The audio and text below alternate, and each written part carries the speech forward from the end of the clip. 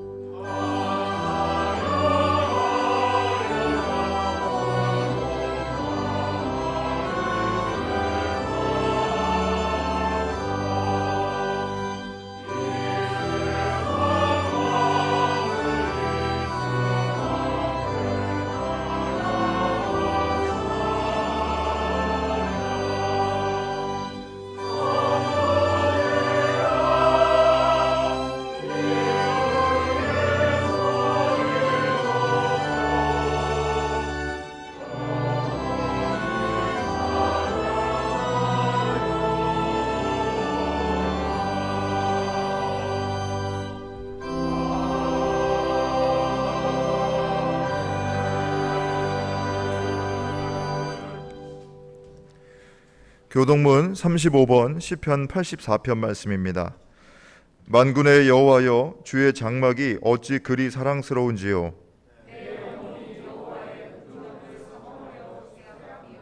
내 마음과 육체가 살아계시는 하나님께 부르짖나이다. 주의 제단에서 참새도 제 집을 얻고 제비도 새끼둘 보금자리를 얻었나이다.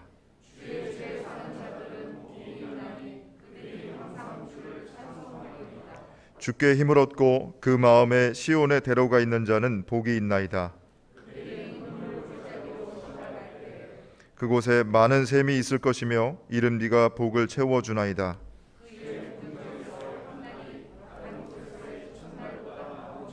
악인의 장막에 사는 것보다 내 하나님의 성전 문지기로 있는 것이 좋사오니. 아멘. 하나님은 통회하는 마음으로 나오는 사람들을 물리치지 않으십니다. 이제 우리들의 죄를 뉘우치고 고백합시다.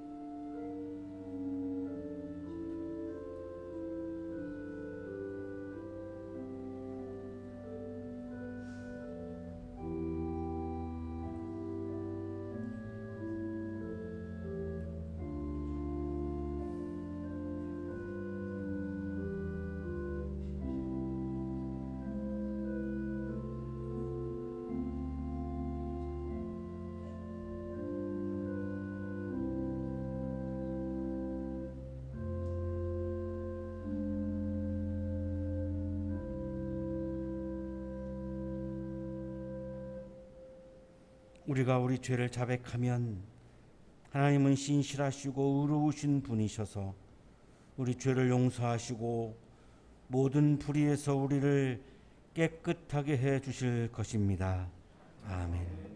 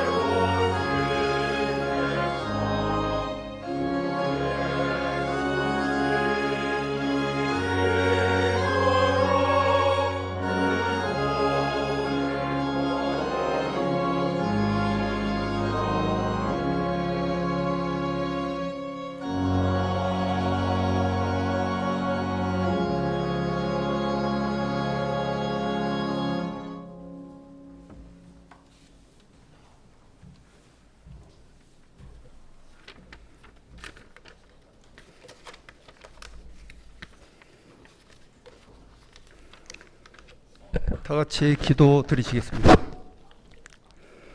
이루지 못할 것이 없으신 우리 주 하나님 아버지, 평화의 왕이신 하나님을 찬양합니다. 주님께서 오늘 인류에게 평화를 주시기 위하여 2000여 년 전 예루살렘에 입성하여 찬송과 영광을 받으시던 그 주님을 오늘도 저희들이 예배하며 찬양드립니다. 당신의 전능하신 섭리를 찬송하며 주님께 영광 돌립니다. 우리의 삶의 목적을 새롭게 확인하고 아버지의 뜻에 맞는 인격과 신앙으로 영광 돌리게 하시옵소서. 저희 믿음이 더욱 장성하게 하시고 저희의 심령이 하나님을 찬양하는 귀한 영들이 되게 하여 주시옵소서. 사랑의 주님, 지난 한 주간 주님께 지은 죄를 회개합니다. 말씀을 따르지 않고 세상의 조언과 방법을 찾으려 했습니다. 주님, 저의 심령 속에 성령의 충만을 허락하사 주님만을 의지하게 하소서. 주의 보혈로 저희들이 모든 죄를 씻어주소서. 사랑의 주님, 저희 믿음 없음을 용서하여 주시옵소서. 이 세상 무엇과도 바꿀 수 없는 하나님 아버지를 망각하며 살아왔던 한 주간이었습니다. 하나님은 우리의 이 세상에서 가장 소중한 분이심에도 우리는 세상을 탐하며 세상의 아름다움을 추구하며 바라보았습니다. 이 시간 우리 죄를 회개하며 주님 앞에 기도하오니 저희들의 죄를 용서하여 주시옵소서. 이제부터는 주님만을 바라보며 주님 안에서 믿음의 삶을 살아가게 하옵소서. 주님, 이번 주간 저희는 추석 명절을 보내고 있습니다. 추석 명절을 맞이하여 한양의 모든 가족들이 함께 서로 사랑하며 화목한 시간을 보내게 하여 주심을 감사드립니다. 살아가면서 더욱더 주님의 말씀에 순종하며 그리스도 향기가 날 수 있는 귀한 가정, 귀한 성도들이 될 수 있도록 주님 축복하여 주시옵소서.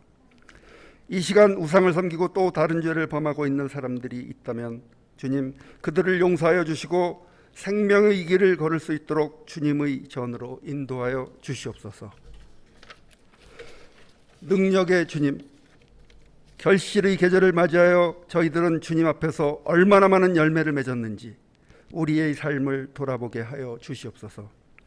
우리는 믿음으로 산다 하지만 현실의 벽에 부딪혀서 실패할 때가 많이 있습니다. 또한 주님 앞에서 성실하지 못했던 저희들을 고백합니다. 사랑의 주님, 저희들의 마음과 생각들을 올곧게 인도하시어 주님 앞에서 거룩하고 아름다운 열매를 풍성히 맺게 하여 주시옵소서.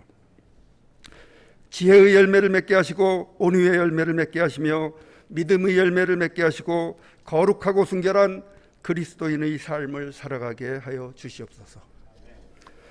교회를 사랑하시는 주님, 저희 교회를 위해서 기도드립니다. 교회의 지체된 저희가 주님 안에서 성도의 교제를 나누게 하시고 약한 이들을 돌아보게 하심으로 주님이 주신 교회의 소명을 다할 수 있도록 축복하여 주시옵소서. 오늘도 말씀을 들고 단위에 서시는 이천진 목사님을 기억하시고 준비하신 말씀을 힘있게 전하실 때 주님의 능력이 나타나고 성령의 역사가 강하게 나타나는 시간이 되게 하시옵소서.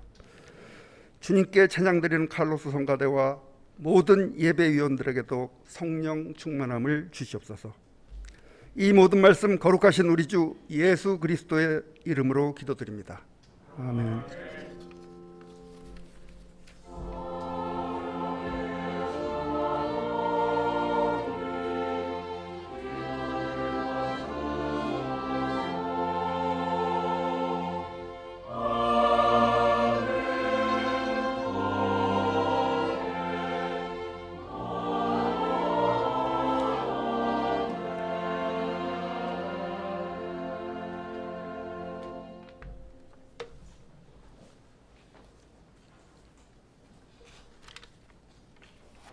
열왕기상 8절 26절에서 22장 30절까지 말씀입니다.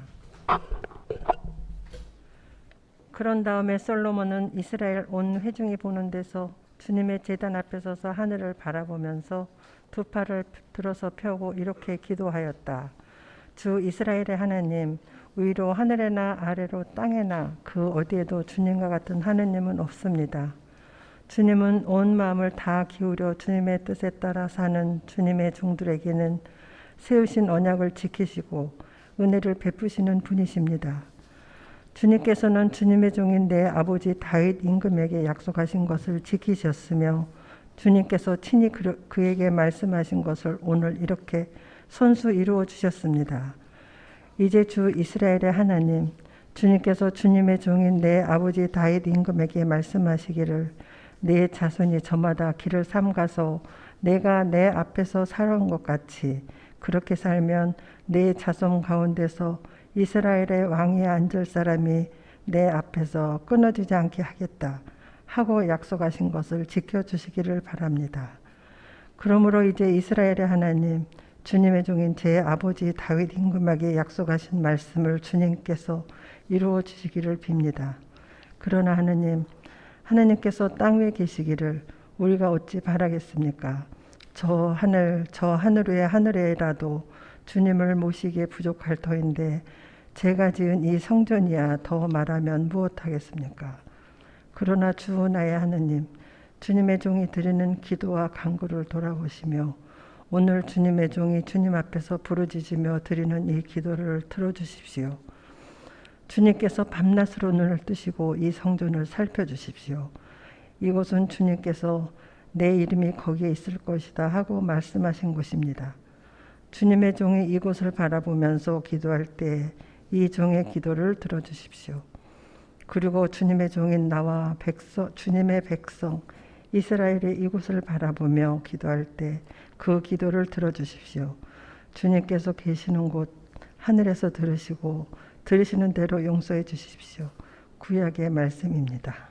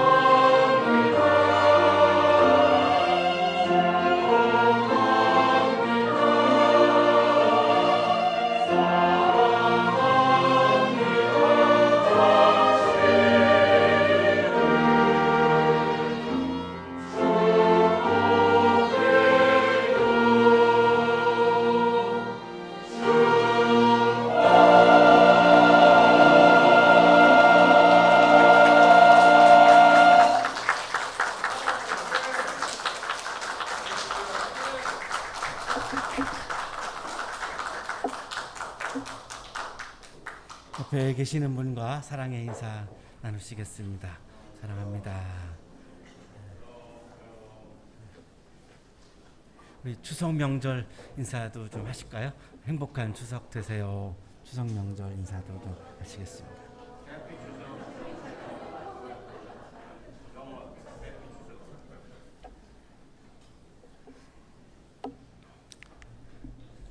역대기상 3장 1절 9절에 의하면 다윗의 아들이 이름이 있는 사람만 19명이 나오고 있습니다. 첫째 아들이 암논입니다. 그리고 둘째 아들이 다니엘, 그리고 셋째 아들이 압살롬. 이 엄마가 다 다릅니다. 첫째 아들, 둘째 아들, 셋째 아들 압살롬 다 엄마가 좀 다르고요. 그리고 넷째 아들이 아도니아, 역시 또 엄마가 다릅니다. 그리고 열째 아들이 솔로몬, 그 유명한 우리가 잘 알고 있는 엄마가 밧세바죠. 그래서 이 엄마가 지금 다 10명의 아들이 다 다른 것을 우리가 볼 수 있습니다. 이 첫째 아들 암논은 압살롬의 여동생을 욕보였습니다. 그래서 화가 나가지고 다말의 오빠인 셋째 아들 압살롬이 첫째 아들 암논을 살해합니다. 그래서 제일 유력했던 왕권을 이어갈 수 있는 가장 유력했던 이 암논이 사라지고 말죠. 그리고 둘째 아들 다니엘은 거의 주목을 받지 못했고, 그리고 셋째 아들 압살롬은 대단하죠. 아버지를 대상으로 해서 쿠데타를 일으켰습니다. 자기가 더 빨리 왕이 되고 싶었던 거죠. 그런데 이제 다윗에 의해서 제압을 당하고 처형을 당합니다. 그때 다윗이 굉장히 많이 웁니다. 하나님, 차라리 나를 죽이시죠. 쿠데타를 일으켰기 때문에, 반란을 일으켰기 때문에 부하 장군들에 의해서 죽였지만 또 이 아버지의 심정은 또 다른 겁니다. 하나님, 차라리 저를 죽이시지. 그런 막 통곡을 하는 장면이 성경에도 나오고 있습니다. 드디어 이제 넷째 아들 아도니아가 이제 가장 유력한 다윗의 이제 후계자, 이제 왕권을 가지게 되었는데, 마침 또 군부와 예언자들이 강력하게 아도니아를 후원을 합니다. 그래서 이 세력이 굉장히 막강해져서 누가 보더라도 이제 다윗의 후계자는 아도니아다 이렇게 생각을 하고 있었습니다. 그런데 갑자기 열째 아들 솔로몬이 유력한 경쟁 상대자로 나타납니다. 역시 솔로몬에게도 군부가 지지했고 또 종교계도 나단 같은 예언자가 또 지지를 해서 굉장히 막강한 세력을 구축을 해서 이제 라이벌 구도를 형성을 했는데, 결정적으로 솔로몬의 어머니 밧세바가 남편 다윗에게 가서 솔로몬을 왕으로 임명하라고 이야기를 하고, 다윗은 아내의 말을 받아들입니다. 그래서 결국은 다윗이 솔로몬을 왕으로 임명을 합니다. 여기에 얽혀 있는 굉장히 많은 복잡한 문제들이 있습니다. 이스라엘에서 왕정을 시작하면서 이게 독재로 갈 수 있기 때문에 반드시 왕은 예언자가 임명을 해야 된다. 각 지파의 이 부족장들이 추천을 해야 된다. 막 등등등등 굉장히 많은 이런 조항들이 있었는데, 사실 이걸 다 다윗은 그거를 다 어기고 그냥 자기가 자신이 그냥 혼자 임명을 했기 때문에 솔로몬은 굉장히 정통성이 약한 상황에서 왕정을 시작을 하게 됐습니다. 이 왕이 되고 나서 솔로몬은 굉장히 긍정적인 면도 있죠. 우리가 잘 알고 있는데, 우리가 사실은 이 긍정적인 면만 사실은 대부분 알고 있습니다. 하나님이 뭘 줄까? 그러니까 지혜를 주십시오. 이것도 굉장히 우리가 긍정적인 부분으로 알고 있고요. 그 유명한 재판 있죠. 그 아들을 놓고 싸우는 두 여인의 재판에서 아주 지혜로운 재판을 해서 솔로몬은 정말로 지혜로운 임금이다라고 우리가 알고 있는데, 이런 긍정적인 면이 성경에 잘 기록이 되어 있고 나오고 있습니다. 자, 그러나 부정적인 면도 성경에 많이 기록이 되어 있습니다. 왕이 되자마자 넷째 아들, 넷째 형 아도니아를 처형합니다. 주변에서 굉장히 말렸습니다. 어쨌든 엄마가 다르지만 형인데 너를 위협할 세력도 이제 아무것도 없는데 그냥 시골에 가서 살게 하면 되지 굳이 그렇게 처형을 시켜야 되겠느냐. 그거는 나보고 왕을 하지 말라고 하는 이야기입니다. 이러면서 이제 아도니아 형을 처형을 합니다. 네, 사실 끔찍한 거죠. 그 당시에 가장 강대국이 이집트였습니다. 그래서 이집트의 공주와 결혼을 합니다. 예, 어떤 정략 결혼이었습니다. 그러다 보니까 이 공주가 믿는 신앙을 가지고 들어왔죠. 그래서 유대인들의 율법에는 이방인과 접촉하는 것도 불법인데 결혼을 했기 때문에 사실 국민들은 그거를 동의하기 굉장히 어려웠습니다. 게다가 이방 종교를 또 가지고 들어왔습니다. 그래서 율신 신앙을 믿고 있던 유대인들에게는 굉장히 낯선 풍경이 막 왕에 의해서 벌어지고 있어서 굉장히 당황스러웠던 그런 상황입니다. 나라를 12지역으로 행정 개편을 합니다. 그러니까 12개의 우리나라 같으면 12개의 도를 이렇게 만든 거죠. 지방자치에 해당하는. 왜 그랬냐면 왕국의 식구가 너무 많습니다. 부인이 1000명이었으니까요. 그 딸린 아이들까지 하면 어마어마합니다. 이걸 다 먹어야 되는데 왕국에서는 무슨 어떤 그런 농사를 짓거나 뭐 소득이 없지요. 그러니까 국민들이 이거를 이제 먹여 살려야 되는데 한 도가 한 달씩 이거를 제공하라는 겁니다. 그래서 12달이 되니까요. 그래서 12지역으로 행정 개편을 해서 이제 왕궁에 먹을 것을 대도록 그렇게 했습니다. 성전과 왕궁을 짓는데 20년이 걸립니다.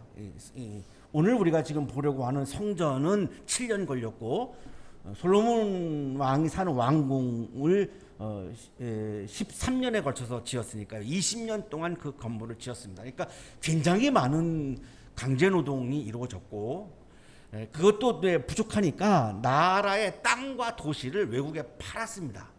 그 건축 자금을 대기 위해서. 이것도 이제 국민들 입장에서는 굉장히 받아들이기 굉장히 어려운 그런 상황이었습니다. 후궁이 700명 그리고 첩이 300명 그래서 부인이 1000명이었습니다. 열왕기상 11장 3절에 기록이 되어 있습니다. 그는 자그마치 700명의 후궁과 300명의 첩을 두었는데 그 아내들이 그의 마음을 사로잡았다. 오늘 이 본문을 직접 읽은 이유는 어떤 분이 제가 솔로몬의 부인이 1000명이었다고 하니까 저보고 거짓말하지 말라고 막 항의를 하는 분이 옛날에 한번 계셨었는데요. 제 얘기가 아니고 열왕기상 11장 3절에 나오고 있는 말씀이죠. 그런데 이 부인들 중에는 외국인들이 많았습니다. 우리가 영화로 잘 알고 있죠. 솔로몬과 시바, 제가 초등학교 때 봤던 영화 지금도 막 기억에 남아 있습니다. 요즘에는 세바라고 부르죠. 세바의 여왕. 이 세바도 이방인 여성이죠. 그래서 영적으로 타락했습니다. 워낙 이방 종교가 많이 들어와서 산당에 이방 종교 제사하는 이 예배 이 제사를 드리는 전이죠. 수도 없이 세워졌고요. 솔로몬도 거기 가서 막 참여하고 그랬으니까요. 이제 영적으로 굉장히 이제 오염되었고 이제 타락을 했습니다. 도덕적인 타락이 있었죠. 부인이 1000명이니까요. 정치적인 타락이 있었습니다. 이 20년 동안 왕궁과 성전을 짓기 위해서 이 백성들을 노예로 삼고 강제 노동을 했으니까 이건 굉장히 백성들을 편안하게 해야 하는 것이 왕의 임무죠. 백성들의 생명을 지키는 게 왕의 책무이고 그런데 오히려 백성들에게 고통을 가져다 줬으니까 굉장히 정치적으로 타락한 모습이었습니다. 그래서 계속해서 반란이 일어납니다. 반란이 계속해서 일어나다가 결국에는 북왕국 남왕국으로 이스라엘은 분단되고 맙니다. 이게 솔로몬 때입니다. 그래서 성서는 솔로몬의 부정적인 면과 긍정적인 면을 다 우리에게 말씀해 주고 있는데 부정적인 면이 훨씬 더 많이 기록되어 있는데 우리는 사실은 긍정적인 면만 사실 이렇게 좀 보는 그런 성향이 있기 때문에 부정적인 면을 사실 잘 안 보고 사는 편인데 솔로몬 때 분단된 것에 우리는 좀 주목할 필요가 있습니다. 이것이 이스라엘이 망하게 되는 출발점입니다. 그래서 북왕국은 이제 아시리아에게 망하고 남왕국은 이제 바벨로니아에게 망하죠. 그 출발이 솔로몬입니다. 그 이유는 영적으로 타락했고 도덕적으로 타락했고 정치적으로 타락했던 겁니다. 리더가 왕이 이렇게 타락을 하니까 국력이 급격히 쇠퇴를 해버린 거죠. 솔로몬의 정치는 실패로 끝난 정치입니다.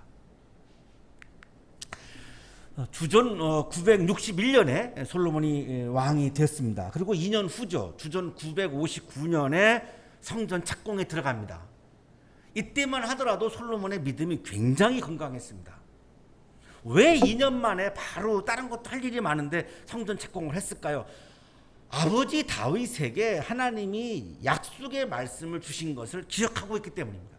아버지에게 네 아들 솔로몬 때에 성전을 세울 거다라고 하나님이 말씀하셨고 이거를 아버지가 죽으면서 유언으로 남겨뒀습니다. 하나님이 나한테 이렇게 말씀했다고. 그러니까 아버지의 말씀을 계속 생각을 하면서 이거를 얼른 실천을 해야 되겠다. 이래서 이제 2년 만에 착공을 했고 그리고 이제 7년 만에 이제 완공을 했죠. 이거를 이제 제1성전 솔로몬 성전이라고 부릅니다. 자, 전쟁을 하면서 이게 무너지고요. 제2성전 스룹바벨의 성전, 제3성전 헤롯 성전 이렇게 이제 세워지는데 우리가 주목해야 할 것은 성전은 유대교에만 있는 겁니다. 유대교에서도 이 예루살렘 성전만 유일하게 그냥 성전입니다. 다른 거는 성전으로 인정하지 않습니다. 그러면 기독교에는 성전이 없는 거죠. 기독교는 우리가 지금 이 다솜채플은 예배당이지 성전이 아닙니다. 성전이면 우리는 지금 유대교 예배를 하게 됩니다. 성전은 유대교에만 있는 겁니다. 일단 이거를 좀 우리가 주목해야 될 필요가 있습니다. 이 성전의 개념이 이게 혼란스러우면 오늘 말씀 읽기가 굉장히 어렵습니다. 성전은 예루살렘 성전, 솔로몬 성전, 스룹바벨 성전, 헤롯 성전으로 이어지는 무너지니까 보충하고 무너지니까 수리하고 막 이렇게 했던 건데 어쨌든 그 예루살렘 성전에 유대인들은 다 모여서 예배를 드린 겁니다. 다른 성전은 인정하지 않습니다. 어디에서도. 그러니까 다른 데서 예배를 드릴 수가 없고 북왕국과 남왕국이 분열되었을 때조차도 이 예루살렘 성전은 남왕국에 위치하고 있죠. 북왕국 사람들도 예루살렘 성전에 와서 명절 때가 되면 예배를 드린 겁니다. 그러니까 이것만 유일하게 성전이라는 거죠. 이게 이제 이 출발이 1성전 솔로몬 성전입니다. 유대인 역사가 요세푸스가 솔로몬이 성전을 지었다라고 하는 것을 역사책에서도 분명하게 확인해 줍니다. 솔로몬은 제위 제4년 제2월 그러니까 마게도니아인들은 아르테미시우스라 부르나 유대인들은 유르라고 부르는 달에 성전 건축을 시작했다. 이건 역사적인 기록으로 분명히 이렇게 확인해 줍니다. 자, 그래서 성전을 이제 완공을 하고 봉헌식을 하게 되죠. 그 봉헌식에서 솔로몬이 봉헌 기도를 드렸습니다.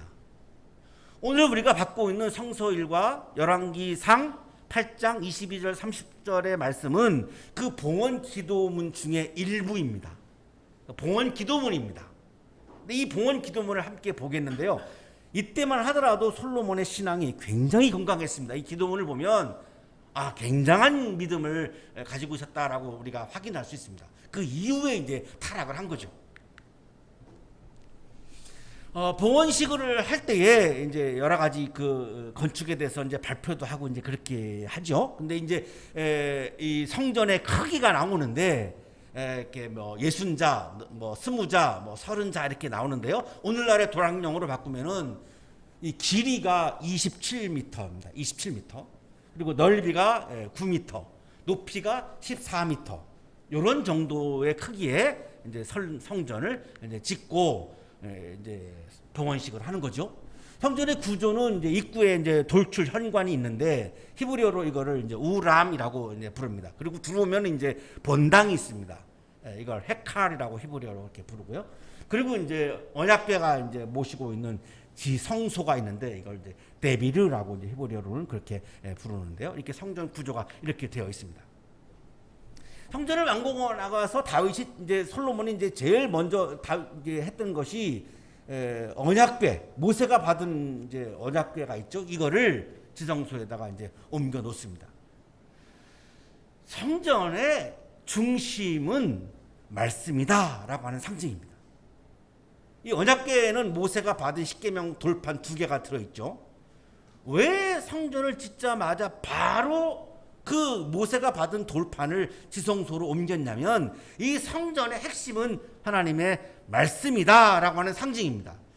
이것이 유지가 됐어야 되는데 시간이 흐르면서 성전 자체가 하나님이 됩니다.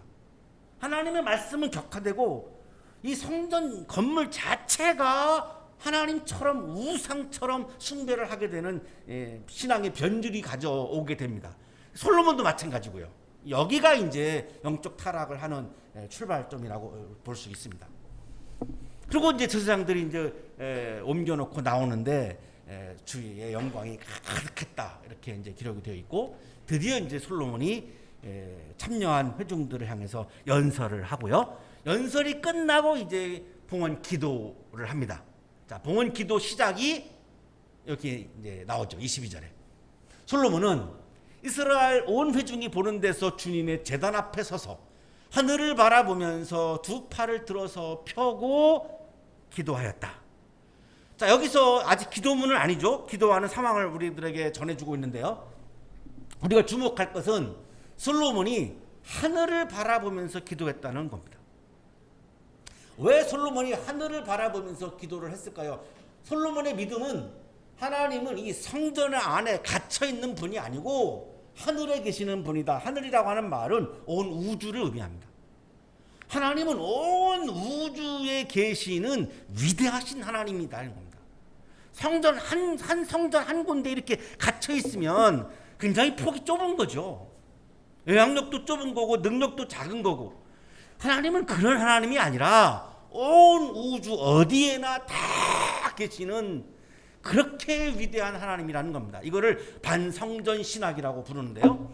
하나님은 시간과 공간을 초월해서 존재하시고 특정한 그룹을 초월해서 존재하시고 온 우주에 계신다라고 하는 이 말씀은 내가 어디를 가나 내가 있는 곳에는 하나님도 계신다라고 하는 게 됩니다.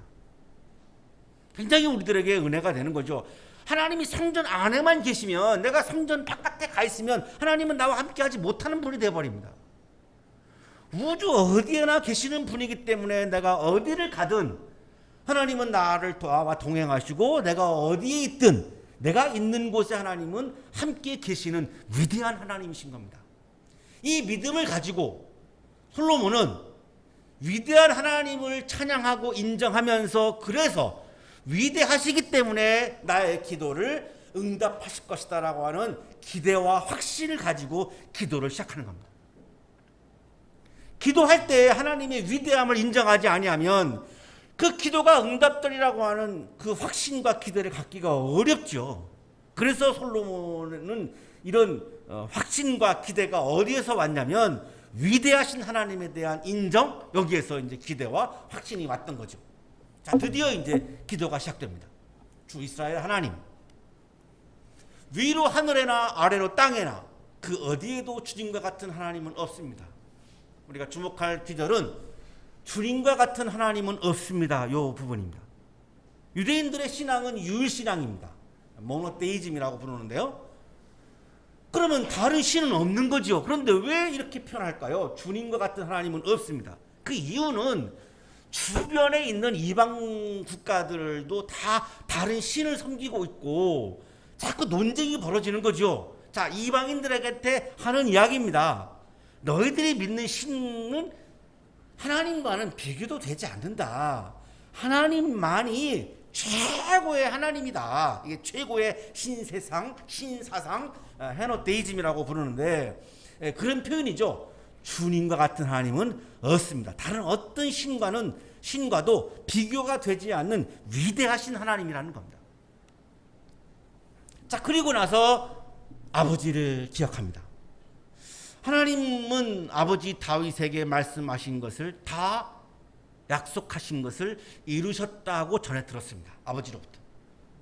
그런데 성전에 관한 것도 네 자식 솔로몬 때에 가서 성전을 세우게 될 것이다. 너는 너무나 피를 많이 봤기 때문에 성전을 지을 수 없고 이렇게 약속하신 것을 들은 적이 있는데, 자, 지금 성전을 왕궁에서 지금 봉헌하고 있잖아요.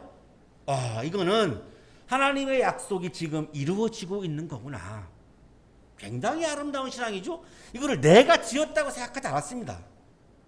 하나님이 아버지에게 약속하신 것을 손수 이루시고 있습니다 라고 지금 하나님께 고백을 하면서 약속을 지키신 하나님께 지금 감사를 드리고 있는 거죠. 약속을 지키신 하나님이니까 굉장히 신뢰를 하게 되죠. 기도할 때 하나님에 대한 신뢰가 없는데 어떻게 기도를 하겠습니까? 하나님에 대한 신뢰가 굉장히 지금 강한 거죠. 그 아버지에게 약속했던 장면이 역대상 28장 6절에 나옵니다. 너의 아들 솔로몬, 그가 나의 성전을 짓고 뜰을 만들 것이다.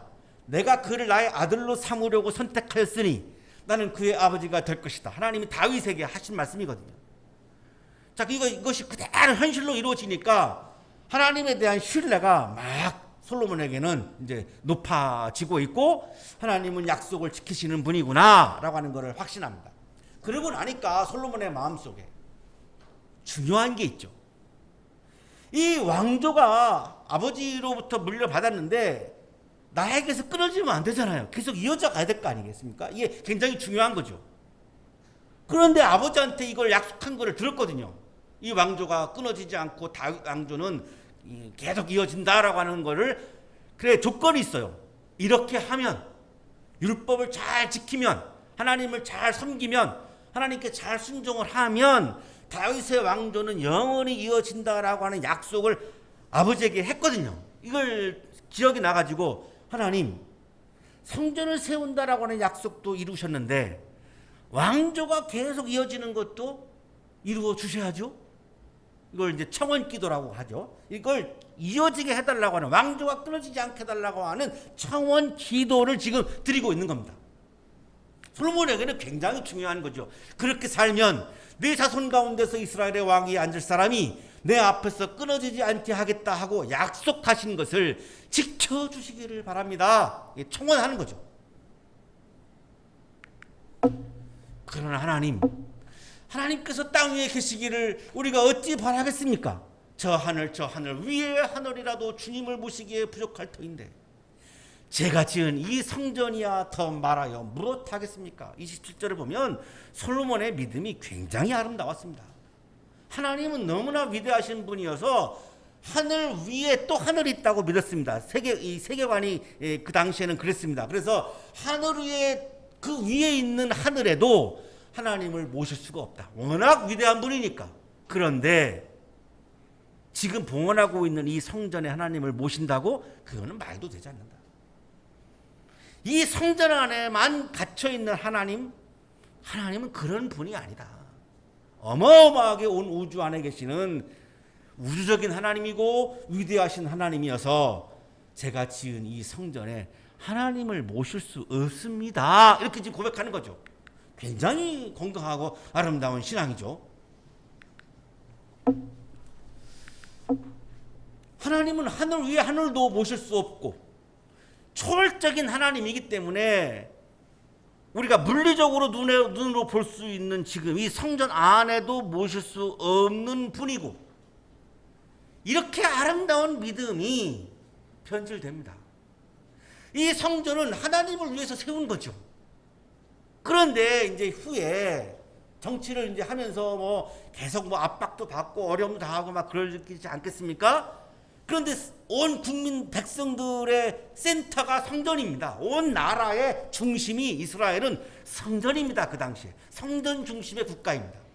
그러다 보니까 이 성전을 정치에 이용하게 됩니다. 자기 정치에 자꾸만 취약해지니까, 어려우니까 하나님을 위한 성전이 왕을 위한 성전으로 변질됩니다.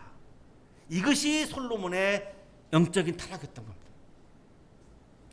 이것이 이스라엘이 분단되는 출발점이었던 겁니다.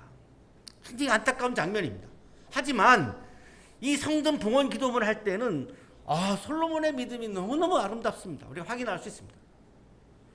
월터 브루그먼이라고 하는 세계적인 구약 주석가가 이거를 잘 설명을 해 주는데요. 모세의 비전은 하나님을 중심으로 하는 하나님 나라였다.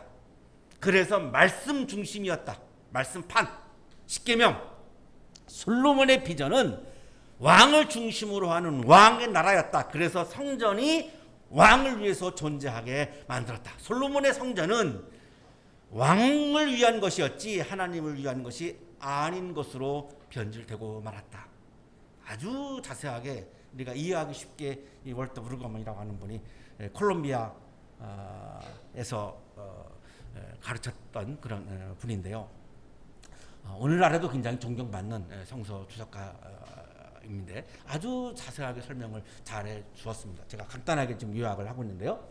이렇게 이야기합니다. 하나님과 그의 성전은 왕의 도시 계획의 일부로 편입되고 하나님의 주권은 왕의 목적에 완전히 종속되어 버린다. 이제 하나님은 철저히 왕에 의해 좌우되고 왕은 그의 후견인이 되어 하나님의 자유는 완전히 박탈당한다. 좀 가슴 아픈 장면이죠. 이런 것을 우리가 성전주의라고 부릅니다. 하나님주의가 아니라 하나님이 중심이 아니라 성전이 중심이 되는 성전주의죠. 자, 오늘날에도 교회는 하나님을 위해서 존재하고 하나님의 나라를 위해서 존재하는 거죠. 자, 거꾸로 하나님이 교회를 위해서 존재하는 경우가 생깁니다. 이거를 우리가 교회주의라고 부르는데요. 이런 경향이 일부 존재하죠. 지금 우리나라에도. 교회가 하나님을 위해서 존재해야 되는 것이 교회의 본질인데 하나님이 교회 성장을 위해서 교회가 필요로 하는 분이요 교회를 위해서 존재하는 분이 되어버린 것, 이게 이제 하나님이 중심이 되지 않고 교회가 중심이 되는 교회주의죠. 이런 경향이 일부 오늘날에도 있는데요. 역시 그 당시에도 마찬가지였습니다. 주님께서 밤낮으로 눈을 뜨시고 이 성전을 살펴주십시오. 이곳은 주님께서 내 이름이 거기에 있을 것이다 하고 말씀하신 곳입니다. 자, 이 구절이 또 중요한 본문입니다. 하나님은 성전에 계실 수 없습니다. 하나님은 우주에 계시는 분이기 때문에 한 곳에만 이렇게 계실 수는 없습니다. 그러면 성전에는 뭐가 있는 것이냐라고 하는 질문을 하게 되죠. 하나님의 이름이 있는 것이다 라고 하는 겁니다. 성전에 성전 안에만 하나님이 축소되어서 여기에만 딱 계실 수가 없기 때문에 하나님은 성전에 그러면 뭘 주셨느냐? 하나님의 이름을 주셨습니다.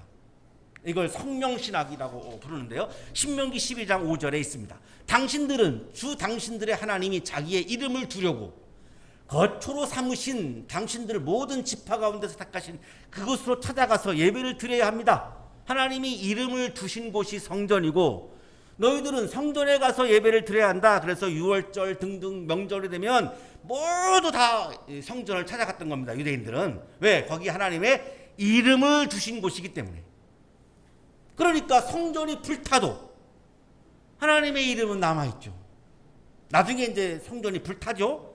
그래도 문제가 되지 않습니다. 왜냐하면 성전에만 하나님이 계시다고 한다면 성전이 불타버리면 하나님도 계실 데가 없어져 버리는데 하나님이 이름이 계시는 거기 때문에 하나님의 이름은 남아있죠. 성전이 불타도. 이름은 본성을 의미하죠. 본성은 하나님의 말씀을 통해서 드러나죠. 그래서 모세가 받은 말씀판을 지성소에다가 모신 겁니다. 왜냐하면 하나님의 이름을 두었다라고 하는 말은 하나님의 그 이름을 통해서 하나님의 뜻이 드러나는 것이고 그 하나님의 뜻은 말씀을 통해서 드러나기 때문에 성전의 핵심은 하나님의 말씀이지 하나님의 실체 자체가 여기에만 딱 존재하는 것이 아니다라고 하는 것을 강조한 겁니다. 하나님의 이름, 하나님의 말씀, 하나님의 이름을 하나님이 두신 곳이죠. 그렇다면 교회는 하나님이 아닙니다. 교회는 하나님의 이름을 높이고 하나님의 말씀을 통해서 하나님의 뜻을 드러내는 곳이 교회입니다. 교회가 해야 하는 일은 하나님의 이름을 높이고 지금 우리가 예배를 드리고 있는 것이 하나님의 이름을 높이고 있는 거죠. 그리고 하나님의 뜻을 드러내는 것. 우리 교회를 통해서 하나님의 뜻이 자꾸만 세상에 나타나고 드러내는 거고, 우리 각자가 일주일 동안 세상에 나가 살면서 하나님의 뜻을 자꾸만 드러내는 거죠. 이게 교회의 사명이고 교회의 정체성인 겁니다. 나의 이름과 교회 이름을 높이는 것은 욕망이고, 하나님의 이름을 높이고 하나님의 뜻을 드러내는 것이 신앙입니다.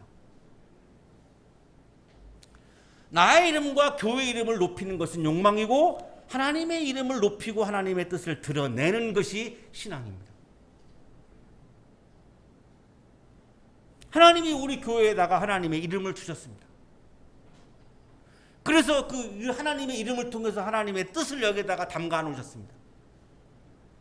그래서 매 주일마다 말씀을 통해서 하나님의 뜻을 우리들에게 말씀을 주십니다. 그러면 교회는 뭐 하는 곳입니까? 그 하나님을 높이고 예배드리고, 그 말씀을 통해서 주신 하나님의 뜻을 나의 삶을 통해서 세상에 드러내는 것이요, 이게 교회입니다.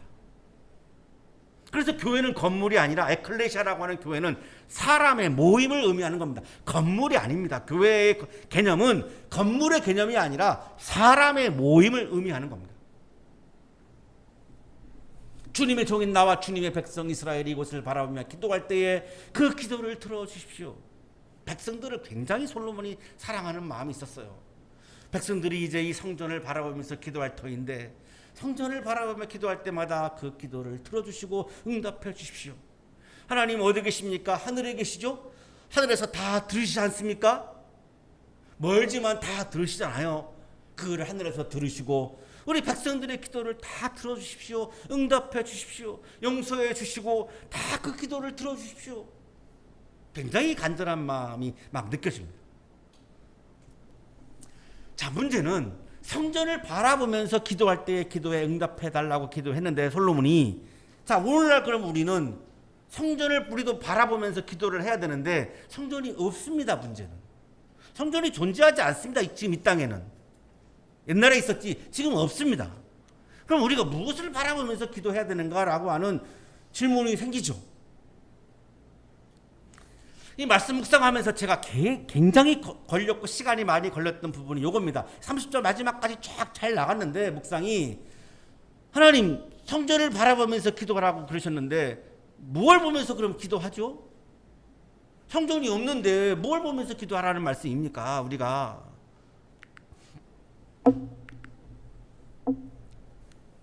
문제는 오늘날에는 솔로몬 시대처럼 성전이 없는 게 문제죠.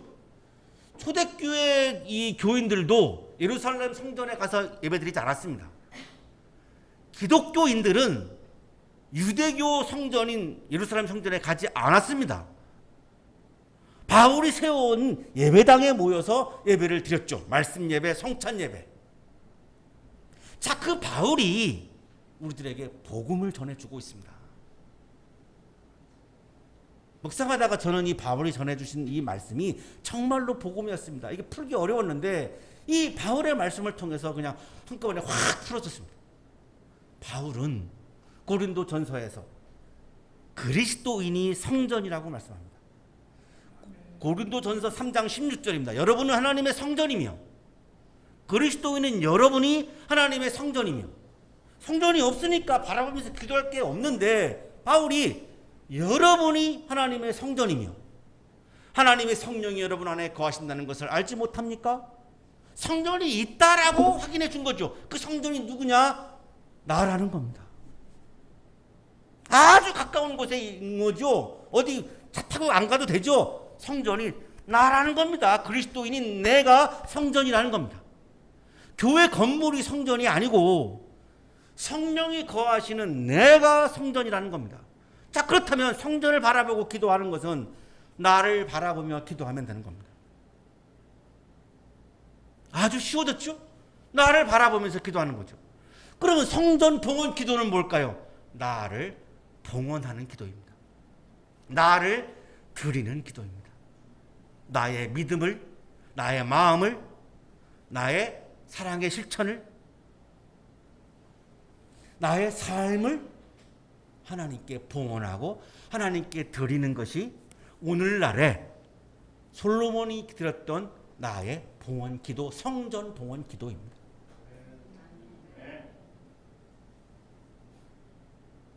아멘 안 하신 분들은 제가 약간 궤변을 늘어놓는다고 생각하시나요? 아니에요. 확실해요. 성전은 없어요. 우리가 내가 볼 수가 없어요. 그러면 우리가 어떻게 성전을 향해서 바라보면서 기도하고 성전 봉헌 기도는 그럼 또 어떻게 합니까? 우리가 성전을 지을 것도 아니고. 내가 성전이라는 겁니다. 옆에 계시는 분이 성전이라는 겁니다. 성령이 거주하시는 거룩한 성전이 내 옆에 계시는 분이라는 겁니다. 그래서 내 옆에 있는 분은 내가 함부로 해서는 안 되는 분이라는 겁니다. 남편이 좀 별 볼 일 없어도 부인이 남편을 함부로 하면 안 된다는 겁니다. 긍휼히 여겨야지. 불쌍히 여겨야지. 그리고 거룩하게 여기고 존중해야 한다는 겁니다. 왜? 성전입니다. 사람이 사람을 성전으로 대한다면 이 세상에는 하나님의 나라가 이루어집니다. 이게 안 되기 때문입니다.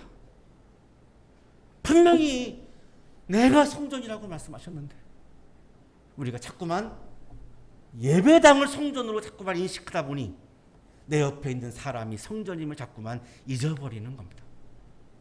사랑하는 한양 가족 여러분, 하나님은 내가 있는 모든 곳에 계시는 분입니다. 약속하신 말씀을 이루어 주시는 분입니다. 성전인 내 안에 하나님의 이름을 두시는 분입니다. 나를 통해서 하나님의 뜻을 드러내시는 분입니다. 성령이 거하시는 나를 바라보며 성전인 나를 하나님께 봉헌하는 기도를 드릴 때에 하나님께서 기뻐하시며 기도를 들으십니다. 기도의 응답이 충만하시기를 간절히 축원합니다.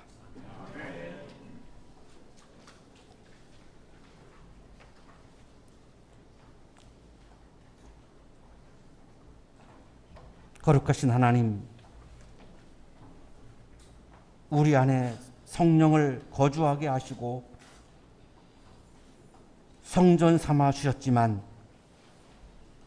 자꾸만 우리가 그것을 잊을 때가 많이 있음을 고백합니다. 나를 바라보며 나를 봉헌하는 기도를 드리지 못할 때가 많이 있음을 고백합니다. 성전인 이웃을 내가 함부로 할 때가 많이 있음을 고백합니다. 주여, 우리의 믿음을 새롭게 하여 주셔서 나를 바라보며 나를 봉헌하는 기도를 드리면 나의 삶이 되게 하여 주시고 사람을 성전으로 대하는 믿음을 우리의 마음에 채워 주옵소서. 예수 그리스도의 이름으로 기도하옵나이다. 아멘.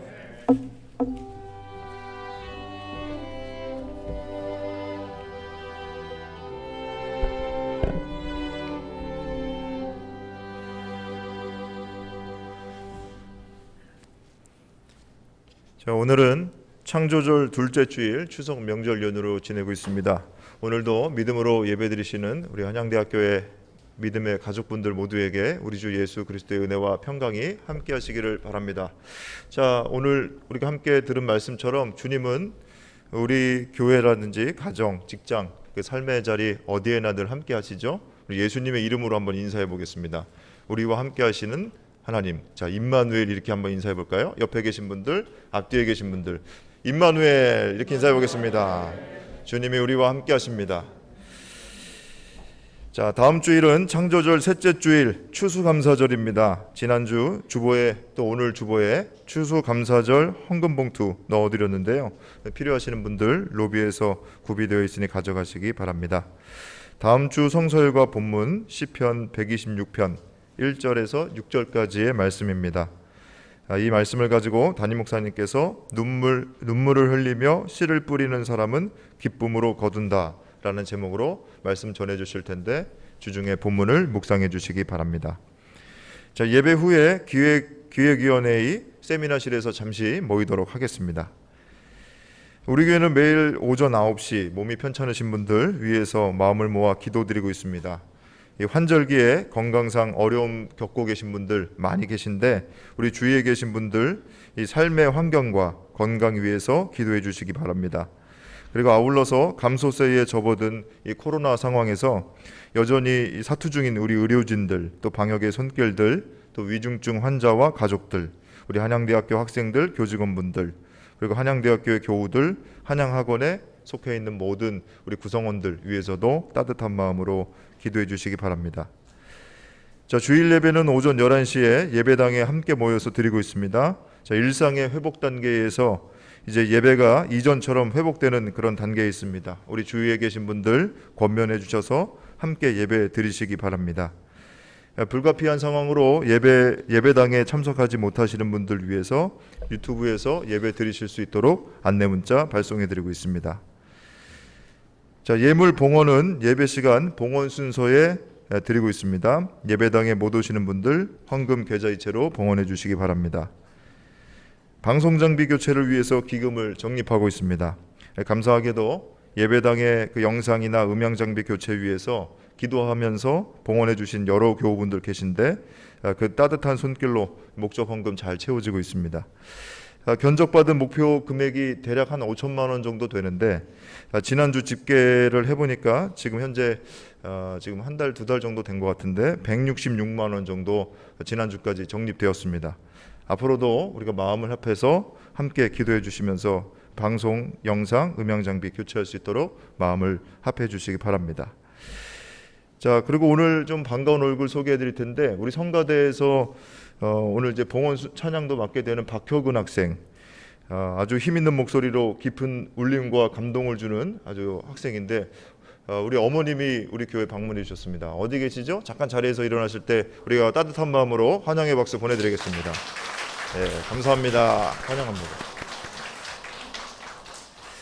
자, 교회력과 성서일과 예배 안내는 가지고 계신 주보 참조해 주시기 바랍니다.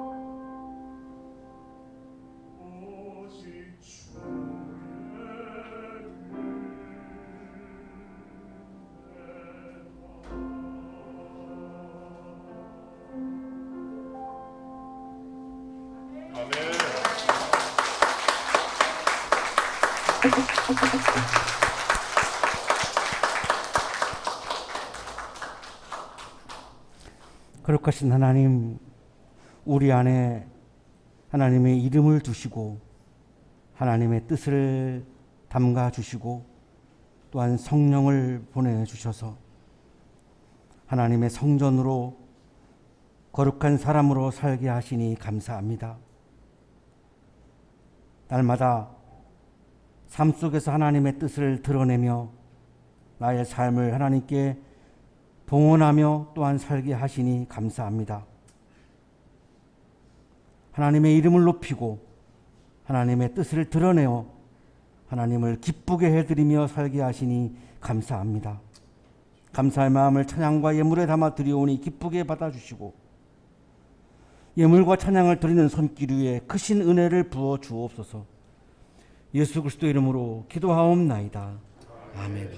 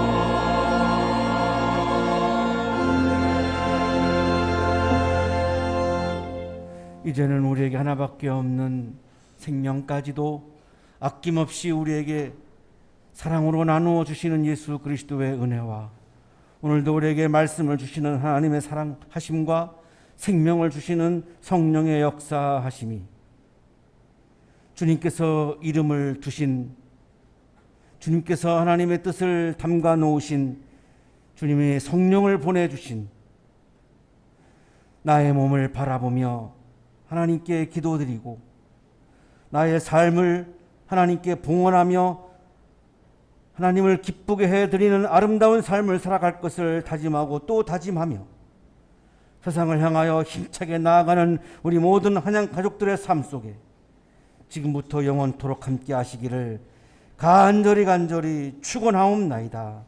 아멘.